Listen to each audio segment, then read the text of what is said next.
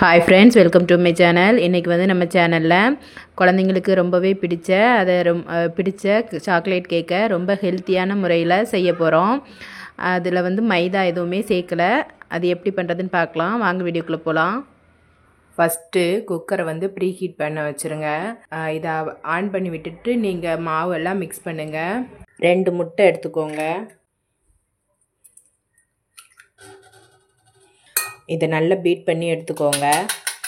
இது கூட 1/2 கப் வந்து பொடித்த சர்க்கரை சேர்த்துருக்கேன், பவுடர் பண்ணி சேர்த்துருக்கேன்.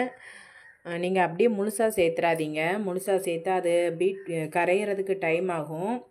அதனால் மிக்சியில் போட்டு அரைச்சி சேர்த்துக்கோங்க. இதையும் சேர்த்து நல்லா பீட் பண்ணிக்கோங்க. கட்டிகள் இல்லாமல் நல்லா கரைச்சி எடுத்துக்கோங்க. இது கூட 1/4 கப் அளவுக்கு குக்கிங் ஆயில் சேர்த்துக்கோங்க. குக்கிங் ஆயில் அன்ஹெல்த்தின்னா கோகோனட் ஆயில் யூஸ் பண்ணி பாருங்கள். கோகோனட் ஆயில் வந்து உடம்புக்கு ரொம்ப நல்லது. நான் இன்றைக்கி தேங்காய் எண்ணெய் தான் சேர்த்துருக்கேன். வாசனை இல்லாத ஏதாவது ஒரு எண்ணெய் சேர்த்துக்கலாம். இப்போ கடலெண்ணெய் நல்லெண்ணெய்லாம் சேர்த்தோன்னா அது ரொம்ப ஹெவியாக வாசனை அடிக்கும்.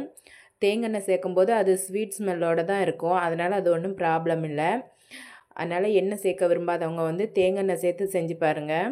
இன்றைக்கி வந்து ஸ்ப்ரவுட்டட் ராகி மால்ட், அதாவது வீட்டில் வந்து ராகி கூழ் செய்கிறதுக்காக மாவு அரைச்சி வச்சுருந்தேன். ஸ்ப்ரவுட் பண்ணி அந்த மாவு தான் சேர்த்துக்கிறேன். அது வந்து 3/4 கப் அளவுக்கு சேர்த்துருக்கேன்.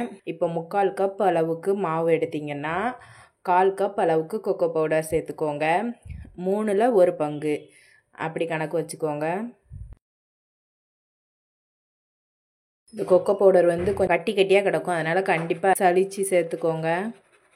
இது கூடவே சின்ன ஸ்பூனுக்கு டீஸ்பூனுக்கு 1 ஸ்பூன் அளவுக்கு பேக்கிங் பவுடர், 1/2 ஸ்பூன் அளவுக்கு பேக்கிங் சோடா எல்லாம் சேர்த்து நல்லா ஜலிச்சு எடுத்துக்கோங்க. இதை ஃபஸ்ட்டு மிக்ஸ் பண்ணிக்கோங்க நல்லா. இது கூடவே ஒரு 1/4 கப் அளவுக்கு பால் சேர்த்துக்கோங்க. அந்த கிளிப்பிங்ஸ் வந்து மிஸ் ஆயிடுச்சு. இந்த அளவுக்கு நல்லா மிக்ஸ் பண்ணிக்கோங்க. கட் அண்ட் ஃபோல்ட் மெத்தடில் மிக்ஸ் பண்ணிக்கோங்க. பேட்டர் வந்து இந்த கன்சிஸ்டன்சியில் இருக்கணும். அவ்வளோதான், மாவு ரெடி ஆயிடுச்சு. ஒரு 4 to 5 ட்ராப்ஸ் அளவுக்கு வெனிலா எசன்ஸ் சேர்த்துக்கோங்க.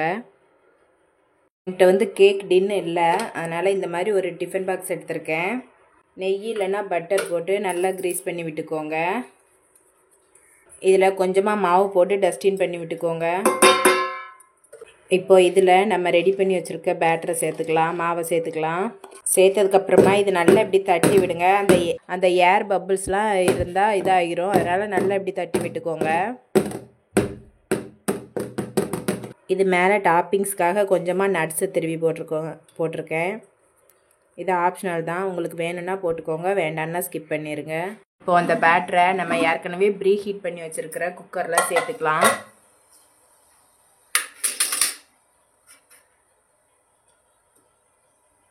பார்த்து வைங்க, கை சுடும். நீங்கள் இடுக்கி ஏதாவது இருந்தால் பிடிச்சிக்கிட்டு வைங்க. அவ்வளோதான், குக்கரில் கேஸ்கட்டு விசில் எதுவுமே போட வேண்டாம். இந்த மாதிரி வச்சு மூடி விட்டுருங்க. மீடியம் ஃப்ளேமில் ஒரு 45 நிமிஷம் அப்படியே இருக்கட்டும். இப்போது 45 நிமிஷம் ஆயிடுச்சு. இப்போ ஓப்பன் பண்ணி பார்க்கலாம்.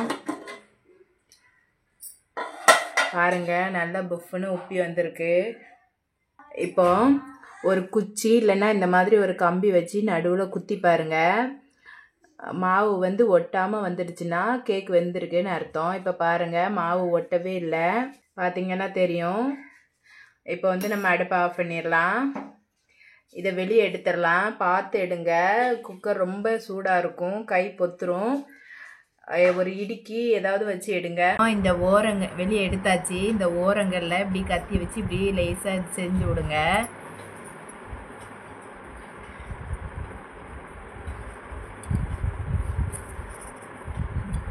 செஞ்சுட்டு இப்போ இதை ஒரு பிளேட்டுக்கு மாற்றிடலாம்.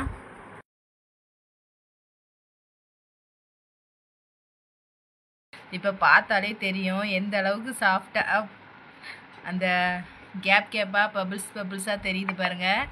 எவ்வளோ சாஃப்டாக இருக்குன்னு பாருங்கள். இப்போ வெட்டி காட்டுறேன். நீங்கள்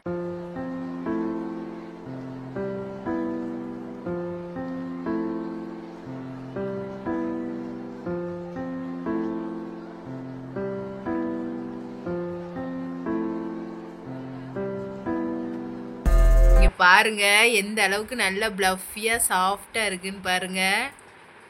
நீங்களும் இதே அளவுகளோட உங்கள் வீட்டில் செஞ்சு பாருங்கள். செஞ்சு பார்த்துட்டு எப்படி வந்ததுன்னு கமெண்டில் சொல்லுங்கள். குழந்தைங்க ஆசைப்படுற கேக்கை இந்த மாதிரி வீட்டிலேயே செஞ்சு கொடுங்க ஹெல்த்தியாக. என்னோடய வீடியோ உங்களுக்கு பிடிச்சிருக்கும்னு நம்புகிறேன். என்னோடய வீடியோ பிடிச்சதுன்னா என்னோடய சேனலை சப்ஸ்கிரைப் பண்ணி சப்போர்ட் பண்ணுங்கள். என்னோடய வீடியோவுக்கு லைக் பண்ணுங்கள், கமெண்ட் பண்ணுங்கள், உங்கள் ஃப்ரெண்ட்ஸ் அண்ட் ஃபேமிலிக்கு ஷேர் பண்ணுங்கள். பாய். இருங்க.